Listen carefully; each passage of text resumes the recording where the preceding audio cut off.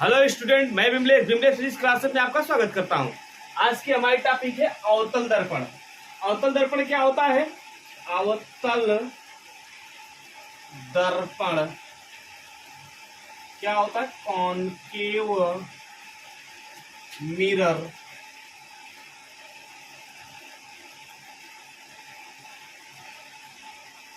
बात को जरा समझने का प्रयास कीजिएगा चित्र के माध्यम से। जैसे यह हमारा एक खोखला गोला है। इस खोखले गोले के एक भाग को हमने क्या किया? काट दिया।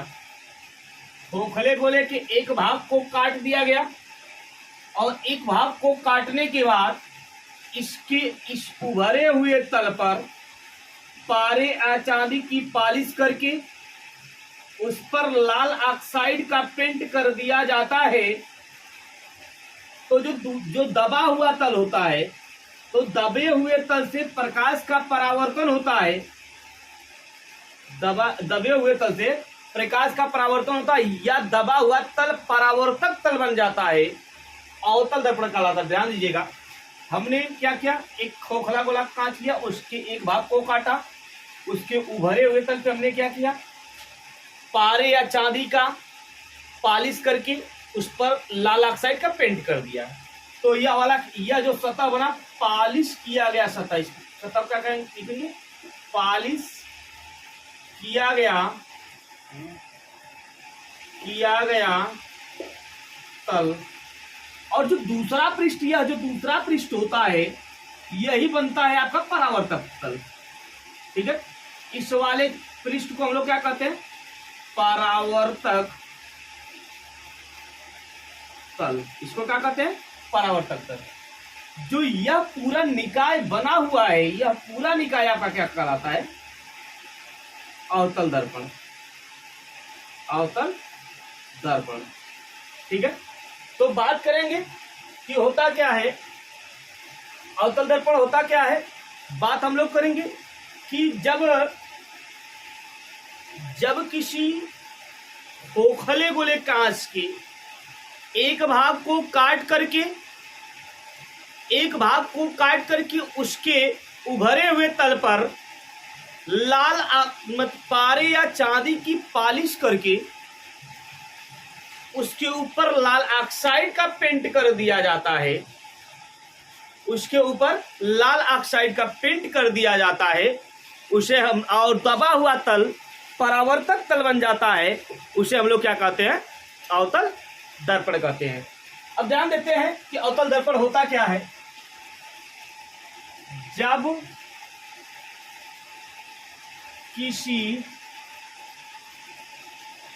खोखले गोले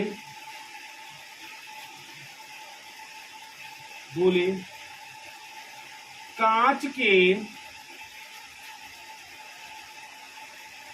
एक भाग को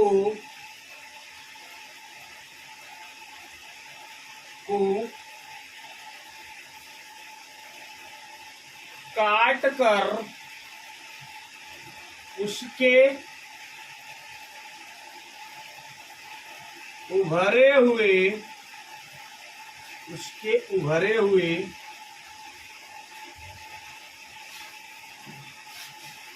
पृष्ठ पर पारे या चांदी की पॉलिश कर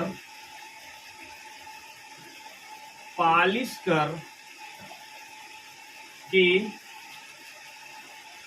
उस पर लाल ऑक्साइड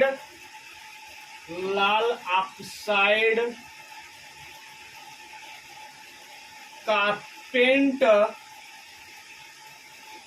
कर दिया जाए तो दबा हुआ तल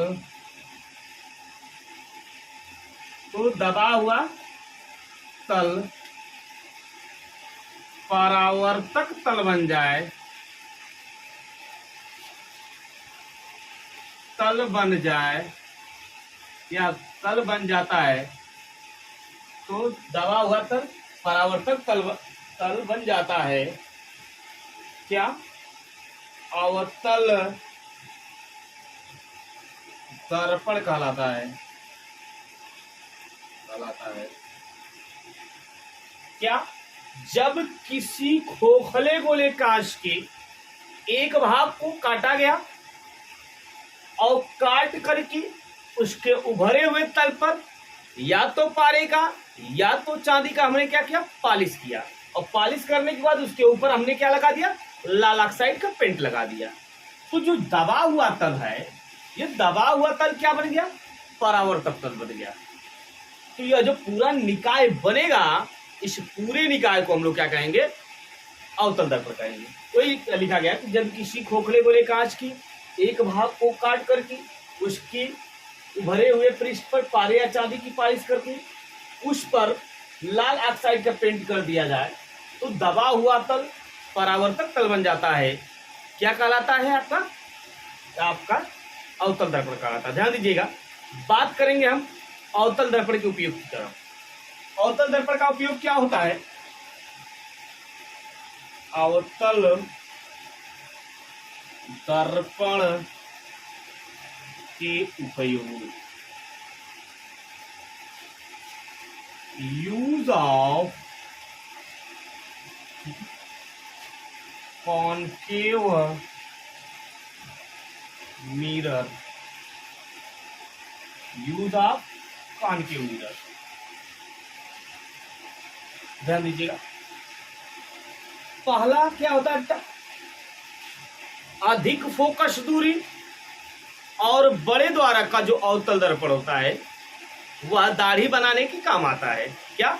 अधिक फोकस दूरी और बड़े द्वारा का जो अवतल दर्पण होता है दाढ़ी बनाने के काम आता है। ध्यान दीजिएगा, या हजामत करने की काम आता है। हजामत करने के बाद तब शेविंग करना होता है या बाल काटना होता है। ध्यान दीजिएगा, तो हम लिख सकते हैं पहला पॉइंट, अधिक फोकस दूरी, अधिक फोकस दूरी तथा बड़े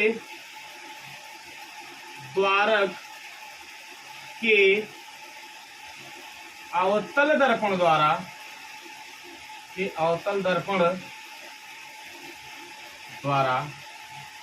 अधिक फोकस दूरी तथा बड़े द्वारक की अवतल दर्पण द्वारा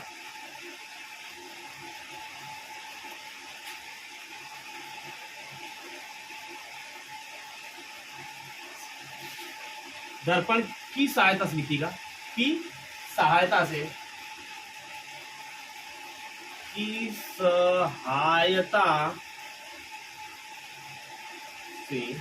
अधिक फोकस दूरी तथा बड़े द्वारक के अवतल दर्पण की सहायता से दाढ़ी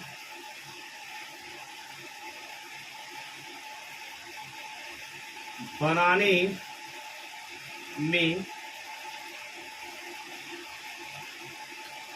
प्रयोग, अधिक फोकस दूरी तथा बड़े द्वारक का अवतल दर्पण दाढ़ी बनाने की का प्रयोग,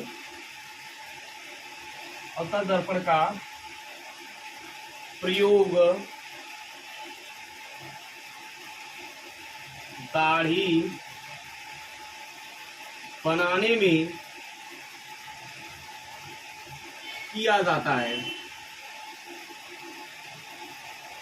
ठीक है, अधिक फोकस दूरी तथा बड़े द्वारक का जो अवतल दर्पण होता है उसका उपयोग हम लोग दाढ़ी बनाने में या शेविंग करने में या फिर हजामत करने में लेते हैं। दूसरी बात ध्यान दीजिएगा, जो छोटा अवतल दर्पण होता है, छोटे अवतल दर्पण के द्वारा प्रकाश किरणों को परावर्तित करके डॉक्टर नाक कान गला का निरीक्षण करते हैं। ध्यान दीजिएगा, छोटे अवतल दर्पण के द्वारा, छोटे अवतल दर्पण के द्वारा, छोटे अवतल दर्पण के द्वारा डॉक्टर द्वारा प्रकाश किरणों को, ऐसे लिखिएगा, छोटे अवतल दर्पण के द्वारा प्रकाश किरणों को परावर्तित करके डॉक्टर नाक, कान तथा गला का निरीक्षण करते हैं। क्या? छोटे अवतल दर्पण द्वारा प्रकाश किरणों को परावर्तित करके डॉक्टर नाक, कान, गला का निरीक्षण करते हैं। अगली बात करेंगे हम लोग, क्या है?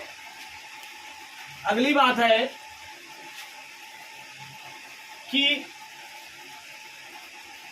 यह कह सकते हैं, क्या कहा जाता है, मोटर कार हुआ, बस हुआ, ट्रक हुआ आदि, सर्चलाइट हुई, स्टीमर हुआ, उस आदि में अवतल दर्पण का उपयोग किया जाता है। ध्यान दीजिएगा, मोटर कारों, ट्रकों,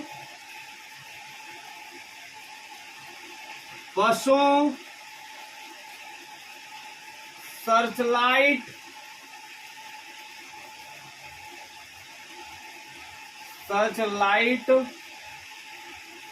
तो स्टीमरों